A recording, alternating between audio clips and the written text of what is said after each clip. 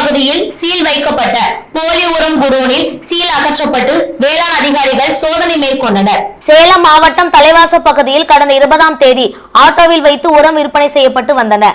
சந்தேகத்தின் பேரில் ஆட்டோவை மடக்கி உரத்தினை பறிமுதல் செய்து ஆய்வு செய்ததில் அந்த உரம் போலியானது என தெரிய வந்தது. இதனை அடுத்து உரம் விற்பனை செய்தவர்கள் கைது செய்யப்பட்டனர்.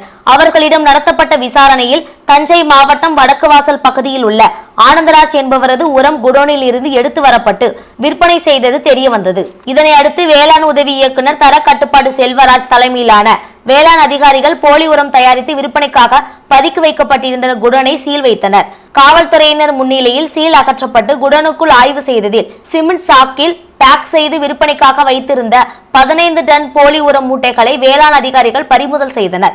டெல்டா பாசனத்திற்காக கல்லணையில் இருந்து தண்ணீர் திறக்கப்பட்டு விவசாயிகள் வேளாண் பணிகள் தொடங்கியுள்ள நிலையில் போலி உரம் விற்பனையால் விவசாயிகள் கலக்கம் அடைந்துள்ளனர்.